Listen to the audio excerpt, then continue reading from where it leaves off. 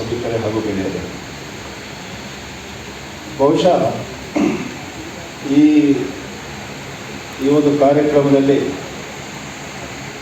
Police ಅಧಿಕಾರಿಗೆ ಏನು ಕೆಲಸ ಅಂತ ಕೆಲವರಲ್ಲಿ ಒಂದು ಪ್ರಶ್ನೆ ಬರ್ಬೋದು ಅಂತ ನನ್ನ ಒಂದು ಅನಿಸಿಕೆ.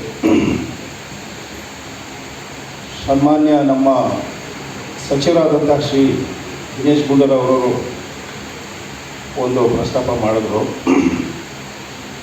ಹೇಗೆ ನಾನು ಈ ಮದ್ಯಪಾನ ಅಥವಾ ಮದ್ಯವ್ಯಸನಿಂದ ಹೇಗೆ ವ್ಯಸನಿಗಳನ್ನು ಆ ಒಂದು ಕಾಯಿಲೆಯಿಂದ, ಆ ಒಂದು ಸೆಳೆತದಿಂದ ವಾಪಸ್ ಮತ್ತೆ ಪುನಃ ಸಮಾಜದ ಮುಖ್ಯವಾಹಿನಿಗೆ ತರುವಂಥ ಒಂದು ಪ್ರಯತ್ನದಲ್ಲಿ ನನ್ನ ಒಂದು ಪಾತ್ರ ಏನಿದೆ ಅಂತ ಭಾಳ ಸಂಕ್ಷಿಪ್ತವಾಗಿ ಹೇಳಬೇಕಂತ ಅನಿಸುತ್ತೆ.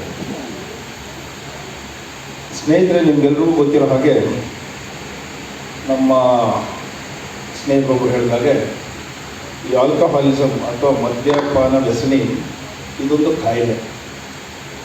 ಕಾಯಿಲೆ ಅಂಥೇಳಿ WHO ವಿಶ್ವ ಆರೋಗ್ಯ ಸಂಸ್ಥೆ ಭಾಳ ಹಿಂದೆಯೇ 1960ನೇ ಇಸ್ವಿಯಲ್ಲೇ ಅದನ್ನು ಘೋಷಣೆ ಮಾಡಿದೆ. ಅದನ್ನು ಯಾವ ರೀತಿ, ಹಾಗಾದರೆ ಆ ಕಾಯಿಲೆನ ನಾವು ಯಾವ ರೀತಿ ಸುಧಾರಿಸಬೇಕು, how do we face that disease ಅಂತ ಒಂದು ಪ್ರಶ್ನೆ ಬಂದಾಗ, ಹೇಗೆ ನಾವು ಡಯಾಬಿಟಿಸ್ ಇರ್ಬೋದು ಅಥವಾ ಹೈಪರ್ ಟೆನ್ಷನ್ ಇರ್ಬೋದು ಅಥವಾ ಬೇರೆ ಯಾವುದೇ ಒಂದು ಲೈಫ್ ಸ್ಟೈಲ್ ಡಿಸೀಸ್ ಇರ್ಬೋದು, ಅದನ್ನು ನೋಡ್ತೀವೋ ಅದೇ ರೀತಿ, ಅದೇ ಮಾದರಿಯಲ್ಲಿ ಸಹ ಈ ಆಲ್ಕೋಹಾಲಿಸಮ್ ಸಹ ನಾವು ನೋಡಬೇಕಾಗುತ್ತೆ. ನನ್ನ ಸೇವಾವಧಿಯಲ್ಲಿ ನಮ್ಮ ಇಲಾಖೆಯಲ್ಲಿರ್ಬೋದು ಅಥವಾ ಸಮಾಜದಲ್ಲಿರ್ಬೋದು ಈ ಒಂದು ಪಿಡುಗು ಎದ್ದು ಕಾಣುವಂತಹ ಒಂದು ಪಿಡುಗು, ಅದನ್ನು ಯಾವ ರೀತಿ ನಾವು ಎದುರಿಸಬೇಕು ಅಂತ ಯೋಚನೆ ಮಾಡಿದಾಗ, ನನ್ನ ಬಹುಶಃ 1-2 ದಶಕಗಳ ಹಿಂದೆ ಯಾರಾದರೂ ಈ ಆಲ್ಕೋಹಾಲಿಕ್ಸ್ ನಮ್ಮ ಗಮನಕ್ಕೆ ಬಂದರೆ ಅವ್ರನ್ನ ಡಿಅಡಿಕ್ಷನ್ ಕ್ಯಾಂಪ್ ಅಥವಾ ರಿಹ್ಯಾಬ್ ಸೆಂಟರ್ಸಲ್ಲಿ ನಾವು ಸೇರಿಸ್ಬಿಟ್ರೆ, ಅವ್ರನ್ನ ಅಡ್ಮಿಟ್ ಮಾಡಿಬಿಟ್ರೆ, ಅವರು ಭಾಳ ಆ ಒಂದು 20-21 ದಿವಸ ಅಥವಾ ಎಷ್ಟು ದಿವಸ ಆ ಒಂದು ರಿಹ್ಯಾಬ್ ಸೆಂಟ್ರಲ್ಲಿ ಇರ್ತಾರೋ, ಅಲ್ಲಿಂದ ಹೊರಗೆ ಬಂದಮೇಲೆ ಅವರು ಆ ಒಂದು ಚಟದಿಂದ, ಆ ಒಂದು ಕಾಯಿಲೆಯಿಂದ ದೂರ ಆಗ್ತಾರೆ ಅಥವಾ ಮುಕ್ತರಾಗ್ತಾರೆ ಅಂತ ನಾವು ಭಾವಿಸ್ತೀವಿ. ನಾನು ಸಹ ಅದೇ ರೀತಿ ಭಾವಿಸಿದ್ದೆ. ಆದರೆ ತದನಂತರ ನನಗೆ ಗೊತ್ತಾಯಿತು, ಈ ರಿಹ್ಯಾಬ್ ಸೆಂಟರ್ ಏನಿದೆ, ಅಲ್ಲಿ ಏನು ರಿಹ್ಯಾಬಿಲಿಟೇಷನ್ ಮಾಡ್ತೀವಿ ಅಥವಾ ಡಿಅಡಿಕ್ಷನ್ ಮಾಡ್ತೀವಿ, that is not the end, ಅದು ಕೊನೆ ಅಲ್ಲ. ನನ್ನ ಪ್ರಕಾರ rehab centre may be the beginning of is recovery. Rehab centre ಅಥವಾ ಡಿಅಡಿಕ್ಷನ್ ಸೆಂಟ್ರಲ್ಲಿ ಏನೊಬ್ಬ ವ್ಯಸನಿ ಬರ್ತಾನೋ, ಅವನಲ್ಲಿ ಸಂಪೂರ್ಣವಾಗಿ ಡಿಟಾಕ್ಸ್ ಆಗ್ಬೋದು ಅಥವಾ ರಿಹ್ಯಾಬ್ ಆದಮೇಲೆ ಮತ್ತೆ ವಾಪಸ್ ಆ ಒಂದು ಕುಡಿತದ ಚಟಕ್ಕೆ ಅಥವಾ ಆ ಒಂದು ವ್ಯಸನಕ್ಕೆ ಮತ್ತೆ ಬಲಿಯಾಗಿರೋಂಥ ರೀತಿಯಲ್ಲಿ ನಾವು ಏನಾದರೂ ಒಂದು ಕ್ರಮ ಮಾಡಬೇಕಂತ ಹೇಳಿದ್ರೆ, ಅಲ್ಲಿ ನಮಗೆ ಈ ಆಲ್ಕೋಹಾಲಿಕ್ಸ್ ಅನಾನಿಮಸ್ ಅನ್ನೋ ಒಂದು ಪ್ರೋಗ್ರಾಮ್, ಅನ್ನೋ ಒಂದು ಪರಿಷತ್ನ ನಾವು ನೆನ್ಪು ಮಾಡ್ಕೋಬೇಕಾಗುತ್ತೆ. ಹೇಗೆ ಅಂತ ನಮಗೇನಾದರೂ ಆ ಒಂದು ಪ್ರಶ್ನೆ ಇತ್ತಂದರೆ, ಈ ಆಲ್ಕೋಹಾಲಿಕ್ಸ್ ಅನಾನಿಮಸ್ ಆ ಒಂದು ಕುಡಿತದ ಚಟದಿಂದ ಡೇ ಟು ಡೇ, ದಿನದಿಂದ ದಿನಕ್ಕೆ ಆ ಒಂದು ಮದ್ಯಪಾನದ ವ್ಯಸನದಿಂದ ನಾವು ದೂರ ಇರಬೇಕು ಅನ್ನೋ ಒಂದು ಕಾರ್ಯಕ್ರಮ. ಬಹುಶಃ ತಮ್ಮೆಲ್ಲರಿಗೂ ಗೊತ್ತಿರುತ್ತೆ. ಸೇರಿ ಇವರು ಮೀಟಿಂಗ್ ಮಾಡ್ತಾರೆ, ಪ್ರತಿ ದಿವಸ ಒಂದು ಕಡೆ ಮೀಟಿಂಗ್ ಮಾಡಿ ಸೇರಿ ತಮ್ಮ ಬಲ ಮತ್ತು ತಮ್ಮ ಎಕ್ಸ್ಪೀರಿಯೆನ್ಸ್ ಅದನ್ನು ಶೇರಿಂಗ್ ಮಾಡಿಕೊಂಡು ಒಬ್ರಿಗೊಬ್ರು ಸ್ಫೂರ್ತಿಯಾಗಿರ್ತಾರೆ. ಅಲ್ಲಿ ನನ್ನ ಪಾತ್ರ ಈಗಾಗಲೇ ಹೇಳಿದಾಗೆ, ಆಲ್ಕೋಹಾಲಿಕ್ಸ್ ಅನಾನಿಮಸ್ ಒಂದು ಟ್ರಸ್ಟ್, ಆ ಟ್ರಸ್ಟಲ್ಲಿ ನಾನು ಒಬ್ಬ ಟ್ರಸ್ಟಿಯಾಗಿ ಕೆಲಸ ಮಾಡ್ತೀನಿ. ನಮ್ಮ ದೇಶದ ಮಟ್ಟದಲ್ಲಿ ಅದೊಂದು ಟ್ರಸ್ಟ್ ಇದೆ, ಅದರಲ್ಲಿ ನಾನು ಒಬ್ಬ ನಾನ್ ಆಲ್ಕೋಹಾಲಿಕ್ ಟ್ರಸ್ಟಿ. ಇದರಲ್ಲಿ ಒಬ್ಬ ನಾನ್ ಆಲ್ಕೋಹಾಲಿಕ್ ಟ್ರಸ್ಟಿಯಾಗಿ ಒಂದು ಜವಾಬ್ದಾರಿ ಇರುತ್ತೆ ನನ್ನಿಂದ, ಅಥವಾ ನನ್ನ ಏನು ಪೊಸಿಷನ್ ಇದೆ ಒಂದು ಇಲಾಖೆಯಲ್ಲಿ, ಅದನ್ನು ಯಾವ ರೀತಿ ನಾವು ಬಳಸ್ಕೋಬೋದು ಈ ಒಂದು ಸಮಸ್ಯೆನ ಪರಿಹಾರ ಮಾಡಲಿಕ್ಕಂತ ಯೋಚನೆ ಮಾಡಿದಾಗ ನನಗೆ ಎತ್ಕೊಂಡಿದ್ದು ಈ ಒಂದು ಪ್ರೋಗ್ರಾಮ್. ಆದರೆ ಇಲ್ಲಿ ನಾನು ವಿಶೇಷವಾಗಿ ಇಲ್ಲಿರುವಂತಹ ರಿಹ್ಯಾಬ್ ಸೆಂಟರ್ ಮತ್ತು ಎ ಫಂಕ್ಷನ್ ಅಥವಾ ಎ ಪ್ರೋಗ್ರಾಮ್ಗೆ ಯಾವ ರೀತಿ ಒಂದು ಕೋಆರ್ಡಿನೇಷನ್ ಇರಬೇಕು, ಯಾವ ರೀತಿ ಒಂದು ಸಮತೋಲನ ಇರಬೇಕು ಅಂತ ಹೇಳೋದಾದರೆ, it must be A feeding centre for all the A centres.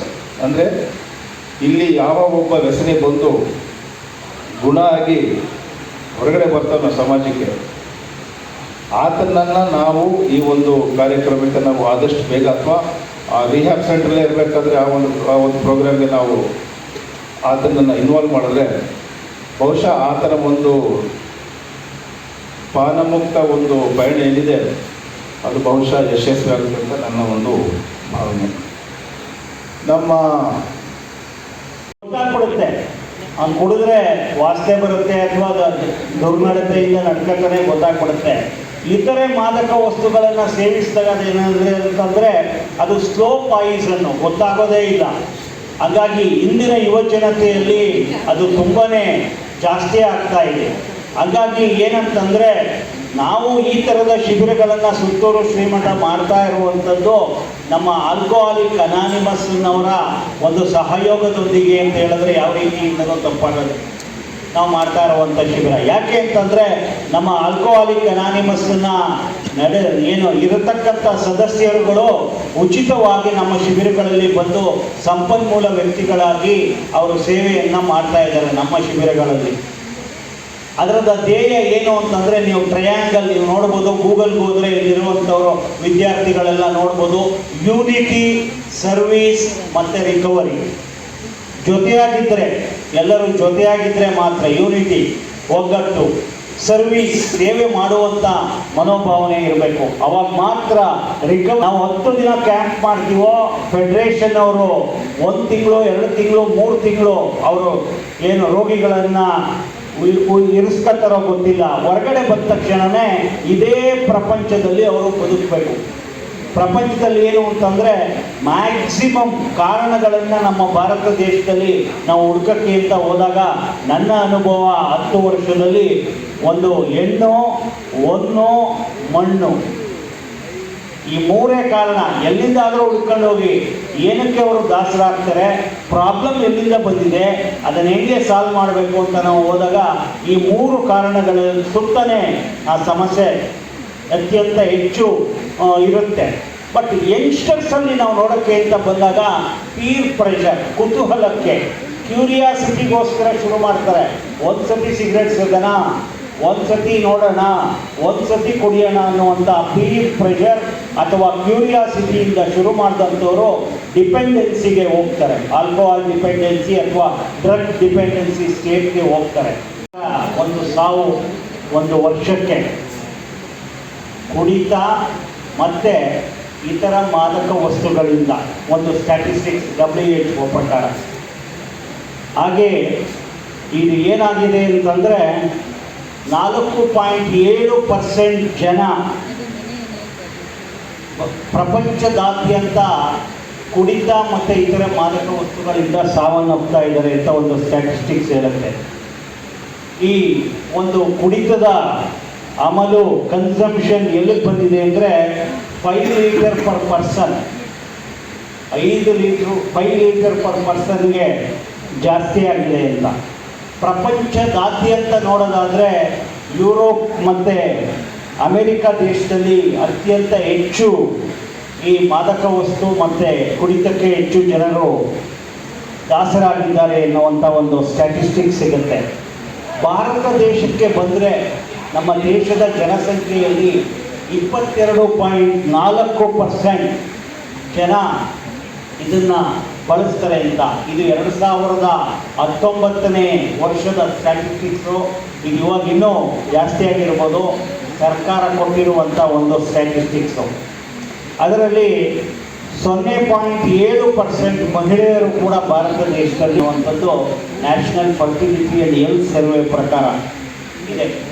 ಈ ಥರದ್ದೆಲ್ಲವನ್ನು ಮನಗಂಡಂಥ ನಮ್ಮ ಸುತ್ತೂರು ಶ್ರೀಮಠದ ಜಗದ್ಗುರುಗಳವರು 2014ನೇ ಇಸ್ವಿಯಿಂದ ಇದುವರೆಗೂ ನಾವು ಸುಮಾರು 22 ಉಚಿತ ಕುಡಿತ ಬಿಡಿಸುವ ಶಿಬಿರಗಳನ್ನು ಮೈಸೂರು ಮತ್ತು ಚಾಮರಾಜನಗರ ಜಿಲ್ಲೆಗಳಲ್ಲಿ ಮಾಡ್ತಾ ಬರ್ತಾ ಇದ್ದೀವಿ.